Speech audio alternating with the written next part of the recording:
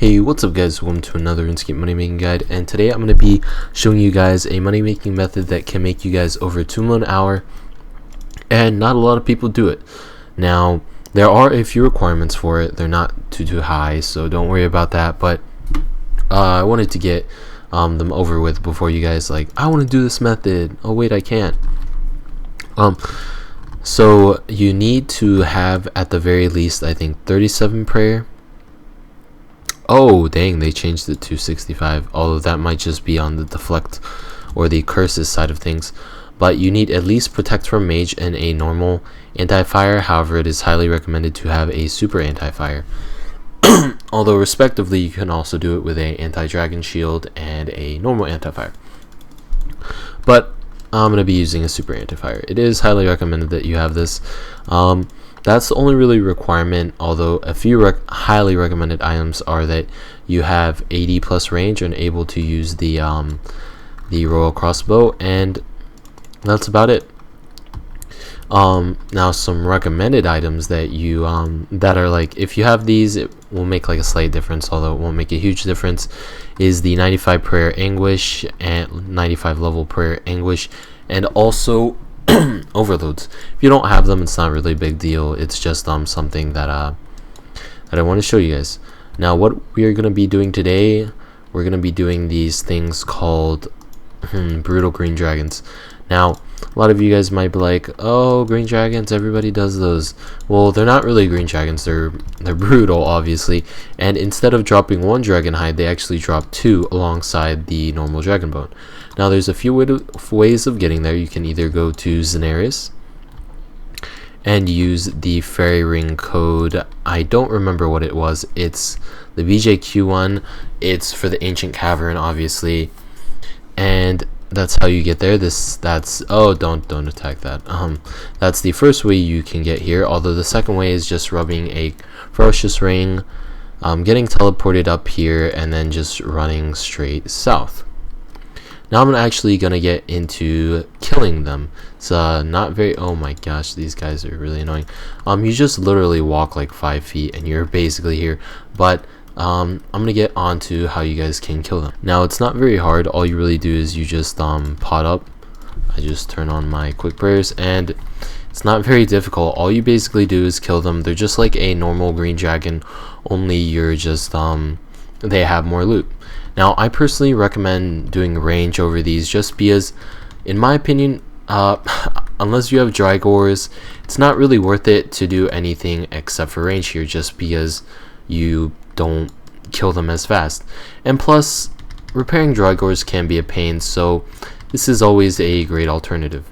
Now why porters might be useful here is every time you pick up these things, these green dragon hides, if you had a porter you could actually bank them. However, you know, I just can't really be asked to use porters.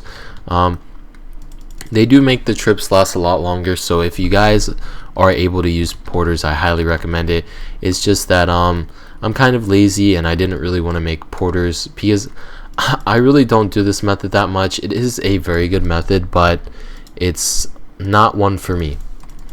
So yeah, that's basically what I want to say. It's not very difficult to kill these. You just kill them like a normal dragon, but I'll get back to you guys when I've killed them for roughly 10 minutes. So I'll see you guys then. So after 2 overload doses and a bank trip later, I've managed to almost fully fill my inventory, and this second overload dose will signify the 10-minute mark, so I should probably start heading to the bank.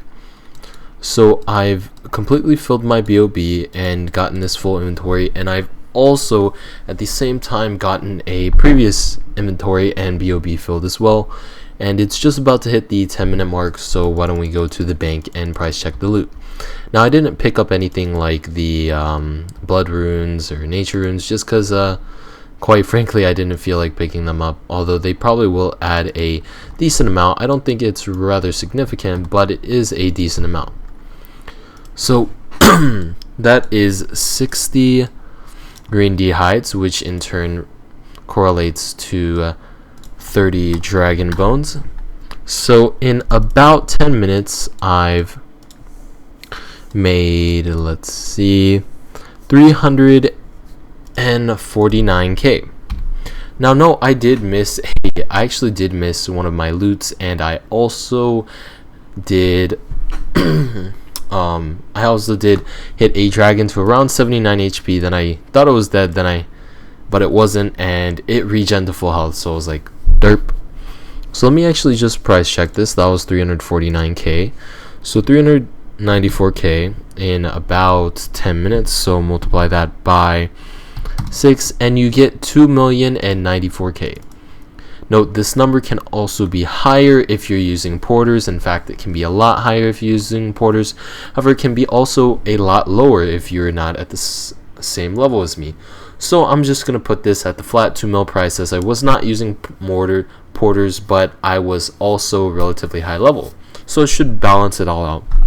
So on an average, you should be trying to make around 2 mil an hour here. Although you could make higher numbers and you could make lower numbers. It's just really dependent on your own abilities. But yeah, it's a good money making method. It's never crowded, and it's